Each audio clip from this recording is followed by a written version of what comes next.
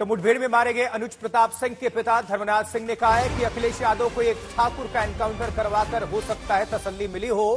धर्मराज ने कहा है कि ज्यादा मुकदमे वालों का नहीं हो रहा एनकाउंटर और अनुज को मार दिया गया। आपको बता दें कि अखिलेश यादव ये कहते रहे हैं कि जाति देखकर उत्तर प्रदेश में एनकाउंटर हो रहा है। सवाल खड़े किए अब उसके बाद से जिसका एनकाउंटर हुआ उसके पिता ने, अनुज के पिता ने अखिलेश को लेकर सवाल खड़े किए हैं। प्रताप सिंह मेरा लड़का था, उसका सूरत में सिर्फ एक ही केस था और बाकी सुल्तानपुर में नाम था। पुलिस ने उसको इनकाउंटर करके मृत्यु घोषित कर दिया। हम लोगों को कोई भी जानकारी है इस विषय में नहीं। लास्ट में गांव में कब आया था ये? 3 मई में आया था, 4 जून को गए थे। चलो अखिलेश यादव जी का इच्छा तो पूरी हो गई, कम से कम ठाकुरों का इनकाउंटर करके उनकी इच्छा की पूर्ति तो हो गई। ठाकुर का भी इनकाउंटर हो गया। जिसके पास 35-40 केस हैं उनका इनकाउंटर नहीं हो रहा, जिसके पास 1-2 केस हैं उनका इनकाउंटर किया जा रहा है। सरकार की मर्जी है, जो मर्जी हो सरकार कराए। अब आपको बताते हैं एनकाउंटर में मारा गया अनुज प्रताप सिंह कौन था। देखिए, अनुज प्रताप सिंह अमेठी के मोहनगंज थाने के जनापुर का रहने वाला था और अनुज सुल्तानपुर डकैती गैंग का सरगना बताया जा रहे विपिन सिंह का सबसे करीबी गुर्गा था। विपिन भी अमेठी का ही रहने वाला है। डकैती कांड के बाद उसने कोर्ट में सरेंडर कर दिया था। विपिन सिंह के साथ अनुज प्रताप सिंह गुजरात के एक डकैती कांड में भी साथ था।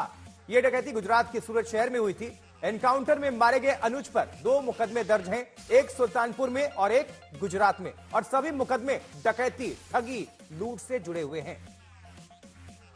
अनुज एनकाउंटर को लेकर फिर से सियासत हो रही है। अब भारतीय जनता पार्टी सवाल कर रही है कि अखिलेश की जाति का बदमाश नहीं मारा गया तो वो चुप हैं, लेकिन समाजवादी पार्टी ने भी सवाल उठाए। जब गैंग लीडर 40-40 मुकदमों का दुर्भाग्यपूर्ण अनुभव रखने वाले लोग सरेंडर करके पुलिस के साथ जेल में चले जाएं, तो 1-2 मुकदमे वालों की हैसियत नहीं होती खड़े रहने की। या तो वो दूर भाग जाते हैं या तो अपने गुरुओं के साथ सरेंडर कर देते हैं। ये 40 किलोमीटर की रेंज में पिछले 20 दिन से सब मरने के लिए घूम रहे हैं। ये लीपा पोती की घटनाएं हैं। ऐसी घटनाएं कवर अप के लिए की जाती हैं। परसेप्शन और संदेश मेंटेन किए जाते हैं और परसेप्शन और संदेश ही मेंटेन हो रहा है, लॉ एंड ऑर्डर पर काम नहीं हो रहा। इसलिए योगी सरकार 7 साल से चिल्ला रही है कि अपराधी प्रदेश छोड़ गए, लेकिन सबसे ज्यादा खुलेआम दिन दहाड़े डकैती इन्हीं की सरकार से शुरू हुई है। सुल्तानपुर डकैती कांड में एसटीएफ लखनऊ ने उन्नाव में एक मुठभेड़ में अनुज प्रताप सिंह नाम के एक अपराधी को मार गिराया। अब इस पर सपा मुखिया श्री अखिलेश यादव जी का कोई ट्वीट नहीं आया, ना कोई रिएक्शन आया।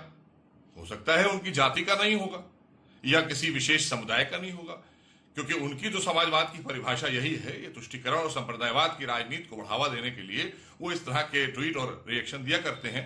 तो इस पर क्यों नहीं आया, ये भी मेरा सवाल है।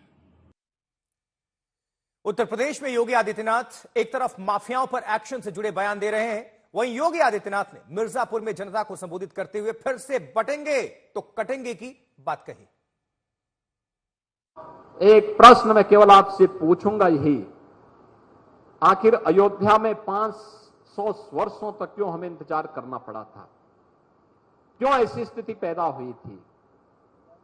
क्यों प्रभु राम लला के भव्य मंदिर को तोड़ करके आक्रांताओं ने एक गुलामी का ढांचा खड़ा कर दिया था?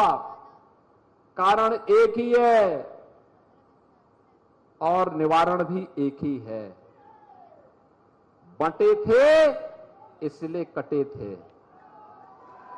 और मैं फिर आपसे कहूंगा, बंटिए मत, एकजुट होकर के विकास और सुरक्षा के इस माहौल में आगे बढ़िए।